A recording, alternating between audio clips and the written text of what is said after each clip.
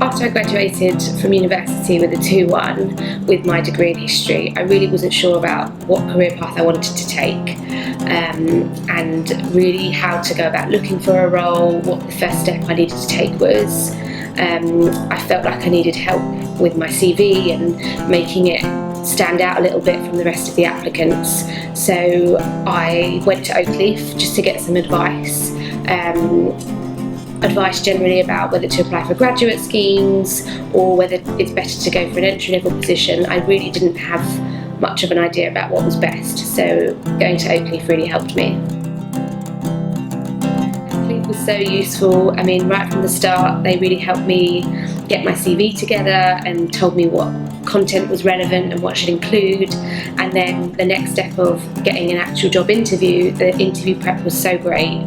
My consultant Ella really helped me going through interview techniques and the kind of questions that I would get asked. I'd never heard of competency questions before, so it was really helpful learning that, and then I was actually asked one of those, so that was really good. And then even just the simple things, what do I wear? There was no question that was too silly to be asked, and my consultant was really great at helping with anything. And I guess the biggest thing was just knowing that I had that support network there and that they would help. It really helped build my confidence before I went to my interviews. At the start of my interview process, I guess the most important thing for me was the preparation and the planning, researching the company, finding out about their culture and their vision, just so that I was really prepared for any questions that were about the company. And then I guess on the day, making sure that I knew where I was going, knew what I was going to wear, making sure you turned up on time. All those things are really important.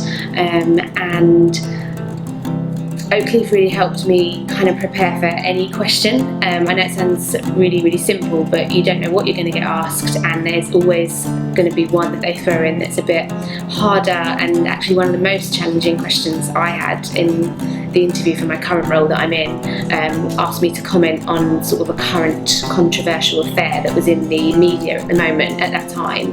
And I just thought, okay, I wonder, am I meant to sit on the fence? Am I meant to come down on one side? But after I thought about it for a minute, I just thought, I'm going to give my honest opinion, and I came down on the view that I felt was true and that I felt. So my interviewers actually afterwards said that was good, that I hadn't just sat on the fence. So it's always about being yourself. And then the most daunting part of my interview process was in the final stage. I had a panel interview with 3 people, so I was really worried about that. I wasn't sure, how do I know who to focus on, and all that, those kinds of questions were going through my head. And I spoke to my consultant at Oakleaf, and she really helped advise me and gave me a lot of information about each of the people that were interviewing me. So that was really key in helping me be successful in getting this role.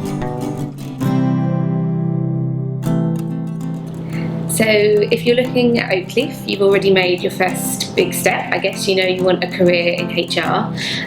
So the main advice I would give is, obviously there's many different areas in HR, so I would get work experience or shadow anybody I could in sort of lots of different areas of HR, because then that will help you really kind of figure out if there's a particular function that you really suit, or if you would be more suited to a more generalist HR role. I would also say any interview you go to, always make sure you do your research on the company. It's really vital, knowing the company that you're going for inside out, really.